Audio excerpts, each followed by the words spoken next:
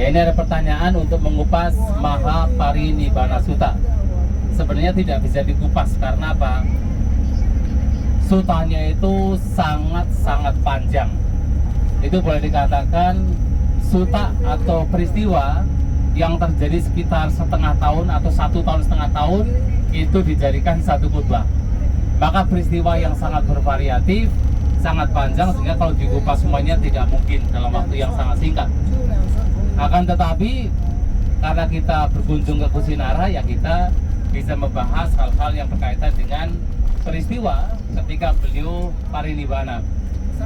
Jadi seperti yang sudah saya sampaikan, bahwa beliau ketika berada di Vesali, terutama di sebuah cetia bernama Cetia Capala, pada waktu itu Mara datang menagih janji agar beliau sang Buddha untuk parinibbana. Karena pada waktu Mara mendatangi sang Buddha, pada saat beliau berada di bawah pohon Ajapala atau pohon beringin Ajapala untuk parinibbana, sang Buddha mengatakan, saya akan parinibbana ketika para siswa saya, para biku-bikuni, upasaka-upasika sudah sangat kokoh di dalam dhamma. Baru kemudian saya akan parinibbana. Itulah kemudian Mara kembali datang pada sang Buddha ketika beliau di Vesali, di sebuah cetia atau tempat yang dipuja bernama Capala, menagih janji untuk agar sang Buddha parinibbana, karena sekarang para biku, bikuni, upasaka-upasika sudah sangat kokoh di dalam dhamma. Dan itulah kemudian sang Buddha memutuskan untuk parinibbana. Beliau mengatakan, 3 bulan sejak hari ini saya akan parinibbana di Kusinara. Nah, sebenarnya sebelum itu sang Buddha sudah memberikan semacam clue kepada Bante Ananda bahwa kalau beliau mau, dengan kekuatan beliau, dengan idi pada beliau, dengan kekuatan idi beliau, atau katakan ya batin yang luar biasa beliau, maka beliau bisa hidup selama 1 kalpa. Tapi 1 kalpa di sini artinya adalah bisa hidup sesuai dengan umur rata-rata manusia pada waktu itu, yang adalah 100 tahun. Sudah beliau memberikan clue 3 kali, tetapi pada Ananda tidak paham. Nah, sehingga ketika Mara datangi sang Buddha, nah sang Buddha kemudian mengatakan bahwa sejak 3 bulan sejak hari ini saya akan parinibbana di Kusinara. Dan itulah dikatakan sebagai bahwa sang Buddha melepaskan indria kehidupan, dalam artian melepaskan ya katakan nyawanya 3 bulan sejak hari ini. Nah, pada saat perjalanan dari Capala, dari Vesali ke Kusinara, itu banyak kejadian, banyak peristiwa juga. Termasuk Bante Ananda menanyakan kepada sang Buddha, kenapa tidak parinibbana di tempat ini saja, atau kata seperti Vesali, di Magadha, di tempat-tempat yang banyak para siswa sang Buddha dan mereka mampu untuk merawat nanti jenazah sang Buddha. Kenapa harus parinibbana di tempat yang terpencil seperti Kusinara? Sang Buddha mengatakan bahwa jangan mengatakan demikian, karena Kusinara itu adalah dulu merupakan tempat yang sangat makmur, tempat yang sangat ramai, dan ada seorang Raja Cakrawati bernama Mahasudarsana dan memimpin rakyatnya dengan dhamma, dengan kebenaran. Dan karena itu adalah tempat dulunya Raja Cakrawati yang sesungguhnya adalah bodhisattva atau sang Buddha dalam kehidupan yang lampau, maka beliau sang Buddha memutuskan untuk parinibbana di Kusinara. Dan dalam perjalanan juga ada pernyataan sang Buddha berkenaan dengan bahwa ada 4 manusia yang layak untuk dibangunkan stupa, yaitu sang Buddha, Paceka Buddha, Arahanta, dan juga Raja Cakrawati. 4 orang ini adalah 4 orang yang layak untuk dibangunkan stupa. Artinya ketika mereka meninggal, sisa jenazah dari mereka bisa disemayamkan di stupa tersebut. Untuk apa? Untuk mengingatkan kebajikan-kebajikan, kualitas-kualitas dari 4 jenis orang ini yang begitu baik, sehingga ketika orang melihat stupa tersebut ingat dengan kebajikan kualitas dari 4 orang ini, maka di sana muncul keyakinan dan ini akan memberikan manfaat yang panjang, yang lama. Dan itulah kenapa nanti setelah Sang Buddha Panibbana kemudian dibuatkan stupa untuk menyemayamkan sisa jenazah atau relik dari Sang Buddha. Nah, 4 orang ini. Dan kemudian juga dalam kesempatan yang perjalanan demikian, Sang Buddha juga menyampaikan tentang ada 4 tempat yang patut layak untuk dikunjungi oleh para biku, bikuni, upasaka-upasika yang ketika dikunjungi dengan penuh keyakinan dan ia meninggal, ia akan terlahir di dalam surga yang kemarin sudah dijelaskan. Nah, 4 tempat tersebut yang sekarang kita sedang mengunjungi, yaitu tempat lahirnya Pangeran Siddhartha di Lumbini, tempat Sang Buddha mencapai pencerahan di Bodh Gaya, tempat Sang Buddha membabarkan Dhamma yang pertama di Isipatana, dan tempat di mana Sang Buddha Parinibbana atau meninggal dunia di Kusinara yang sekarang kita sedang menuju tempatnya. Dan juga ketika Sang Buddha sesampainya di Kusinara, beliau berada sebelum berada di Kusinara dalam sebuah perjalanan, beliau juga mendapatkan makanan yang dikatakan sebagai makanan terakhir beliau yang dikenal sebagai Sukaramadhawa, dan beliau mendapatkan makanan dari seorang pandai besi bernama Cunda, mempersembahkan makanan sebagai makanan terakhir dari Sang Buddha, dan pada waktu itu yang dipersembahkan adalah Sukaramadhawa. Dan makanan ini menjadi kontroversi sampai sekarang. Dalam tradisi lain dianggap bahwa ini adalah jamur. Kenapa jamur? Ya karena memang dalam tradisi lain menganggap bahwa Sang Buddha tidak mungkin memakan makanan daging, harus vegetarian, maka pasti itu jamur. Nah, kata Sukaramadhawa itu sendiri dari kata Sukara dan Madhawa. Sukara itu adalah babi. Nah, Madhawa itu memang punya 2 arti. Madhawa itu bisa lembut, kemudian Madhawa itu juga bisa seperti tanah yang diinjak-injak. Nah, dalam tradisi lain, ketika itu menganggap bahwa makanan tersebut adalah jamur, itu adalah jamur yang tumbuh di tempat di mana babi itu berada. Nah, tanah diinjak-injak oleh babi, kemudian tumbuh jamur. Itu yang dipersembahkan untuk Sang Buddha. Tetapi di dalam tradisi Theravada yang tercatat di dalam kitab komentar, itu adalah babi yang muda, babi yang tidak terlalu tua dan juga tidak terlalu muda, jadi babi yang lembut dagingnya. Dan ketika Sang Buddha mendapatkan Sukaramadhawa ini, kemudian beliau memang terlihat sakit, dan ada yang beranggapan bahwa sakitnya Sang Buddha ini disebabkan karena makan Sukaramadhawa. Tetapi dalam kitab komentar tidak demikian. Justru Sukaramadhawa ini yang dipersembahkan untuk Sang Buddha itu adalah makanan yang bisa meredam sakit. Dikatakan seandainya tidak mengkonsumsi Sukaramadhawa, maka sakit yang akan diderita oleh Sang Buddha itu lebih parah.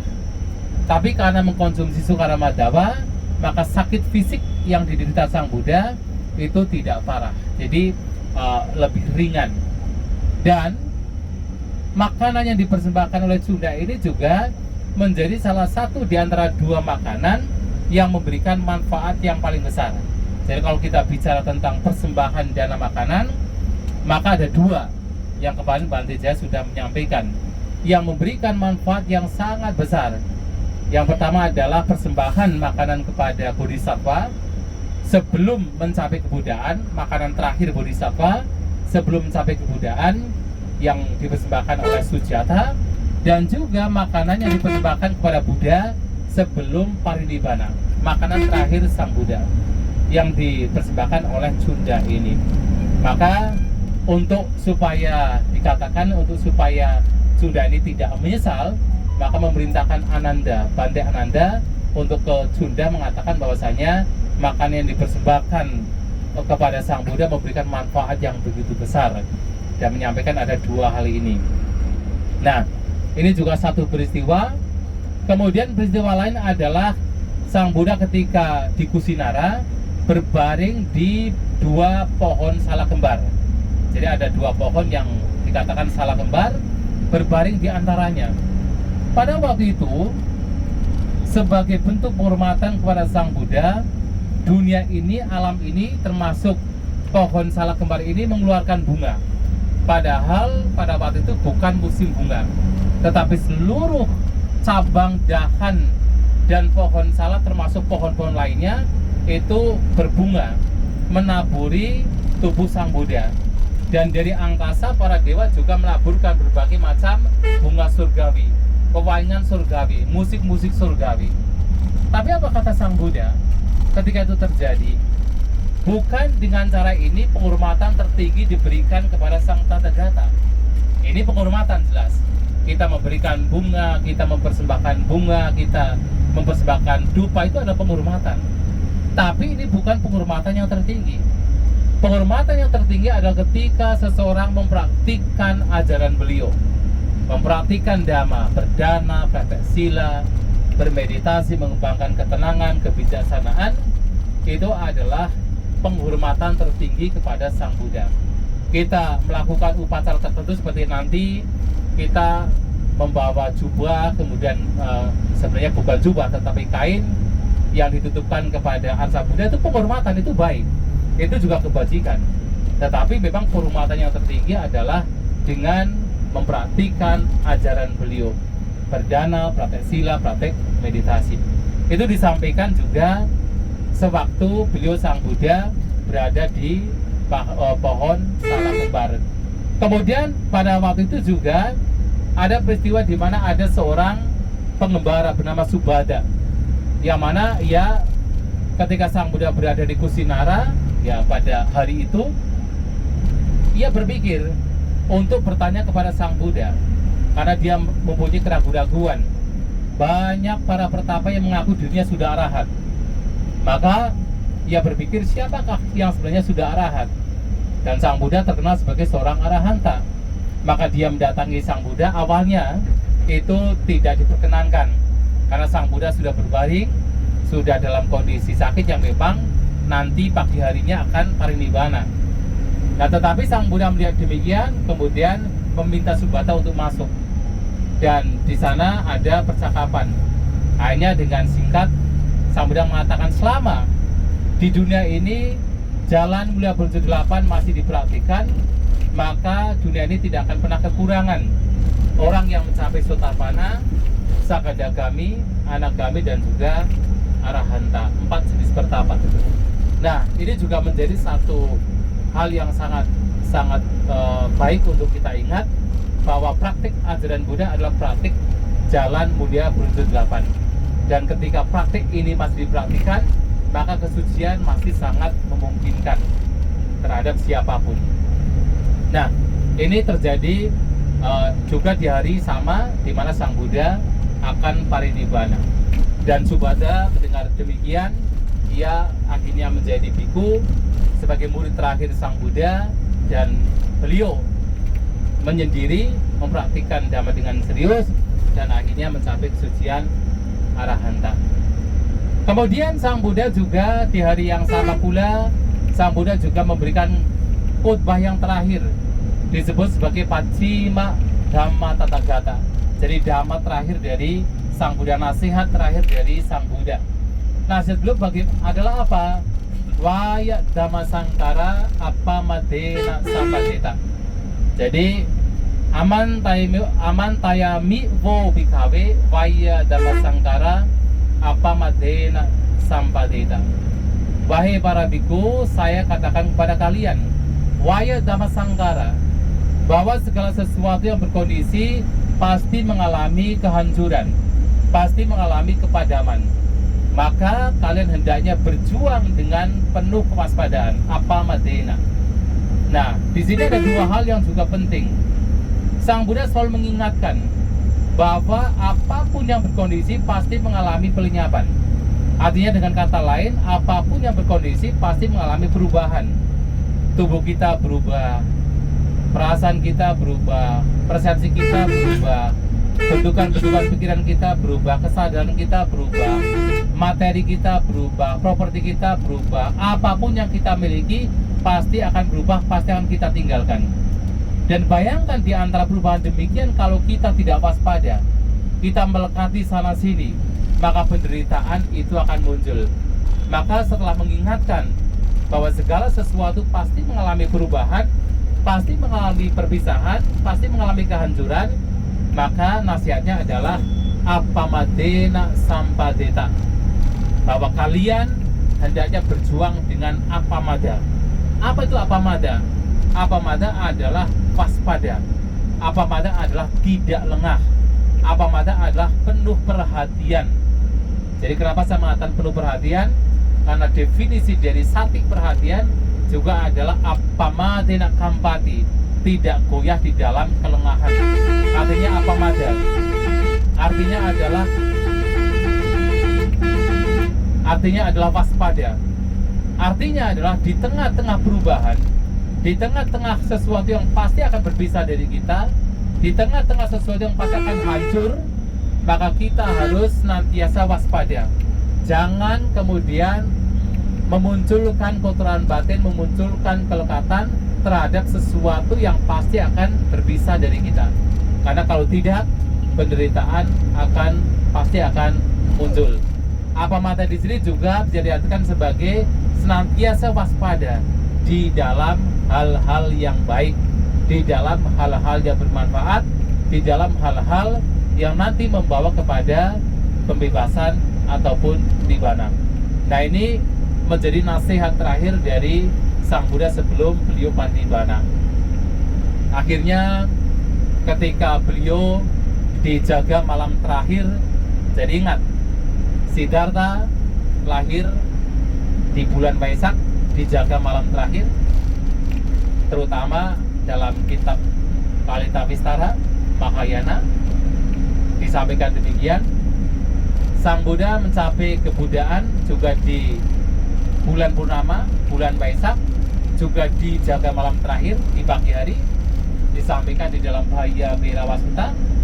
Dan Sang Buddha juga parinibbana juga dijaga malam terakhir, jadi di pagi hari.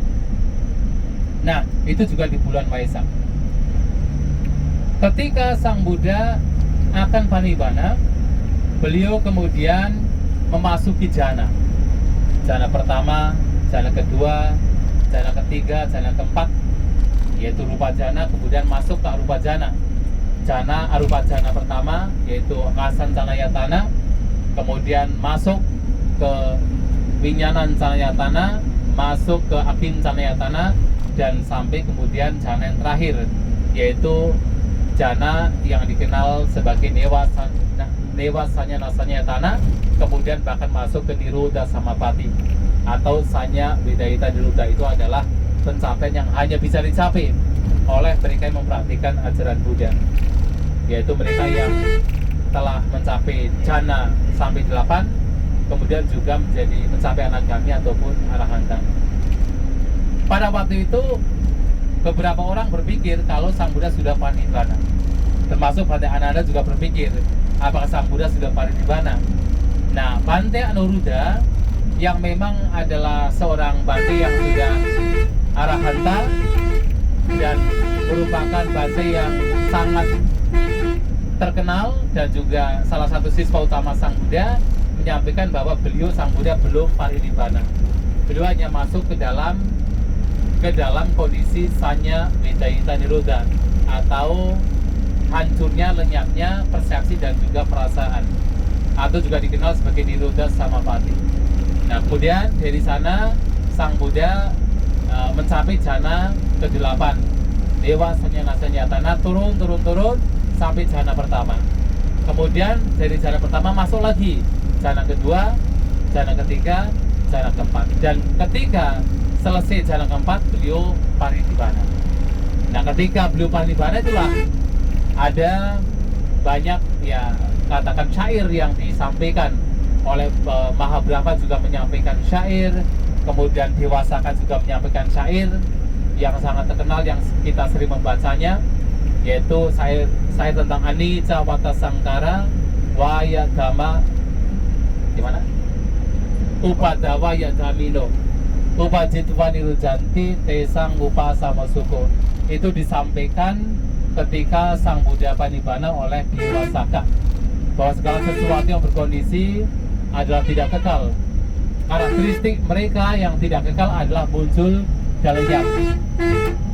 Dan ketika setelah ia muncul kemudian lenyap, tesang rupa sama suku, kepadaman dari mereka atau perdaman dari mereka adalah kebahagiaan. Jadi redamnya sesuatu yang muncul dan lenyap, redamnya sesuatu yang tidak kekal, redamnya sesuatu yang anicca adalah kebahagiaan. Apa itu? Nibbana. Jadi ketika dikatakan tesang rupa samusuko, itu mengacu kepada pencapaian nibbana. Tetapi orang yang tidak paham ketika dibacakan syair tersebut pada nangis.